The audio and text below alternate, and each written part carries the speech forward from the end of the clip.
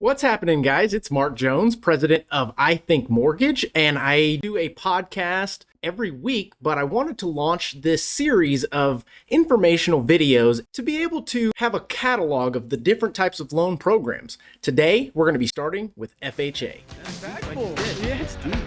It's very deep. So that kept me going. It keeps me going when I think I hope that you find your passion out there, whether it be real estate, whether it be medicine. I want to go over the highlights of the FHA loan, and we'll start with there is only a 3.5% down minimum requirement for an FHA loan. And there's a little caveat to that, and we'll get into it a little bit later. The FHA loan is not only for first-time home buyers. That is a myth. The next highlight is FHA loans are not only for your first-time home buyers. There are many cases in which you may not qualify for a conventional or other type of loan programs, so you are having to go with the FHA once again. And the next highlight is the minimum credit score required to be FHA insured is only 500. Now, this may increase your down payment depending on who the investor is and which lender you're actually working with. So make sure that you check the requirements on that with the in particular lender that you're working with. The next thing is the FHA loan is the most lenient. As mentioned before, if you are currently applying for a conventional loan, USDA loan, and just not making the cut, you might want to take a look at an FHA loan because it is the most lenient that you will find out there out of the loan program. But this is best suited for your 680 or below credit score borrowers that have a higher debt to income ratio. But this also should not be a long-term solution. An FHA loan carries mortgage insurance on there that is for the life of the loan. So you definitely want to refinance out of it into a possible conventional loan to kill the mortgage insurance at a certain point in time. So as we get into this, I want to go over what is an FHA loan. Well, FHA stands for the Federal Housing Administration, and they basically insure loans. So it's important that you do know that FHA does not lend any kind of funds. They actually insure the loans that other lenders actually do. The U.S. Department of Housing and Urban Development is who oversees the Federal Housing Administration. And again, they do not lend any money. They only oversee the FHA minimum requirements, things of that nature. Now, it's important that you do know that FHA loans are offered by many different lenders. It's important also for you to know that many different lenders have different requirements, what are called overlays. Some have minimum credit scores. For example, you have FHA's requirement that you need a 500 credit score or higher, whereas most lenders actually require a 620 or 640 credit score in order to lend you the funds. Here at iTHINK Mortgage, we're allowing our customers to go down to a 580 minimum credit score with 3.5% down payment. So some of the basic requirements, as we mentioned before, are going to be the 3.5% down that basically our guidelines here at iTHINK Mortgage, and they may vary depending on where you go. And if you have a lower than 580 credit score, you may want to look at consulting with a credit expert to see how you can increase that. Or you can also check with your current lender to see if they offer FHA loans with less than 580 with more funds down. Another basic requirement that we have here is going to be your 2 years of employment history. This does need to be consistent employment. And some of the myths that are out there is if I'm in school or if I haven't worked due to getting some type of license or training, that may actually be considered to fill that 2-year history. The last thing is going to be assets. We do require, and most, if not all lenders require you to have proof of the funds that you're using for your down payment. We typically require 60 days bank statements, and when we do require bank statements, please make sure that you are sending all pages.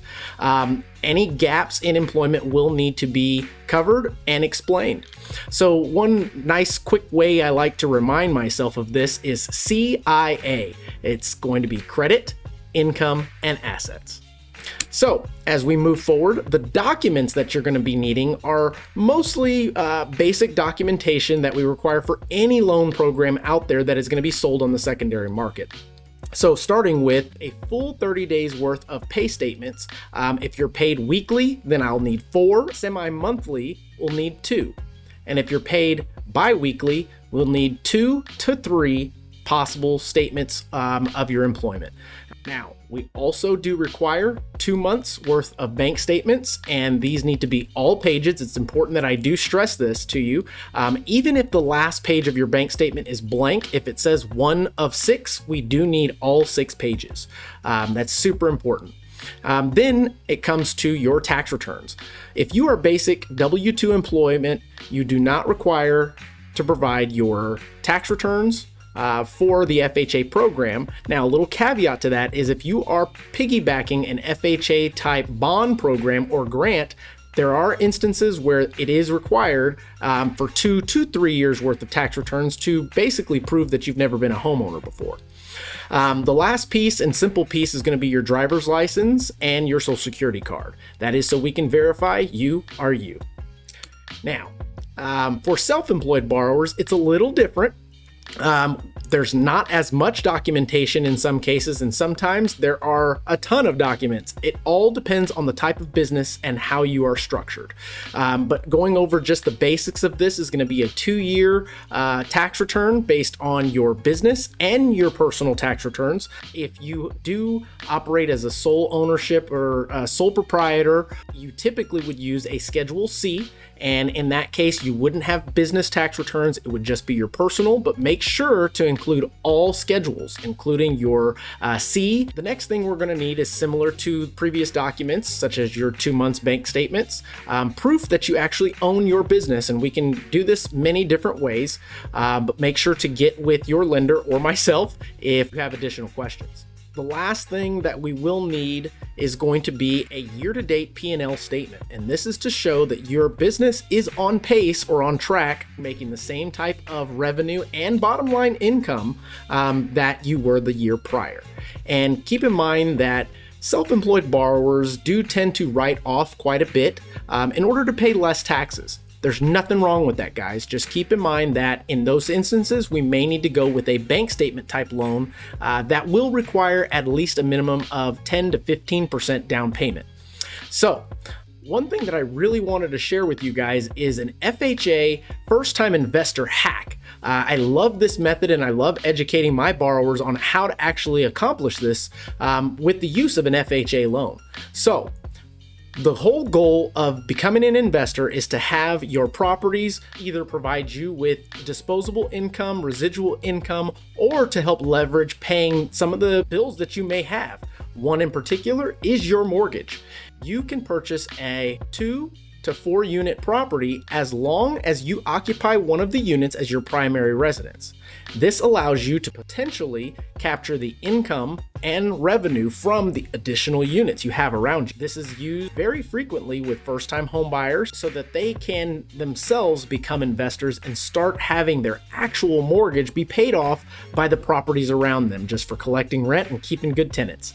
Now, one thing that I get asked quite often is how many FHA loans can you possibly have? The answer to that is 1 with exception.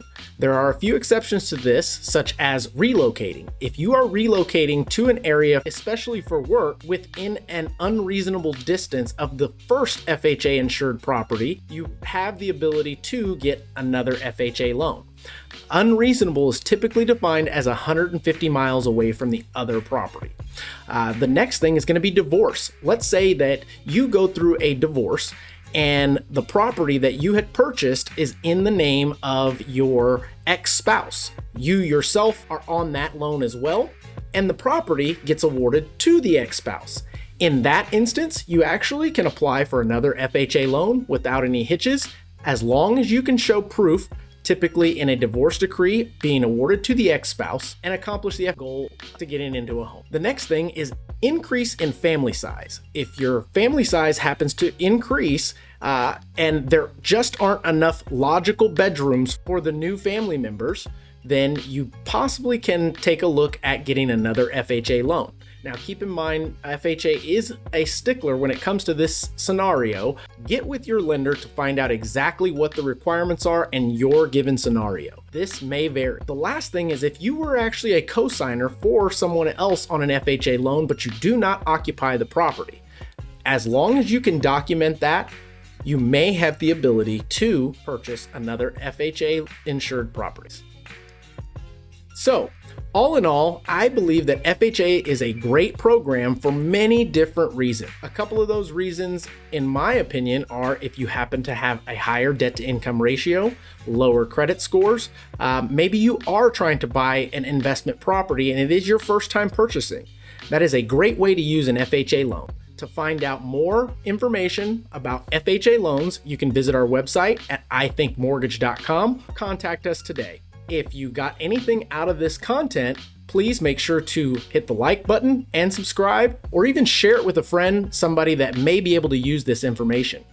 I wanted to keep it short and sweet, but jump over to any of my other playlists, guys, so you can see all the other information we're talking about, from entrepreneur discussions to expert talks. I've got content that'll make you laugh, make you cry, inspire you, and even motivate you for the next step or the next goal in your life.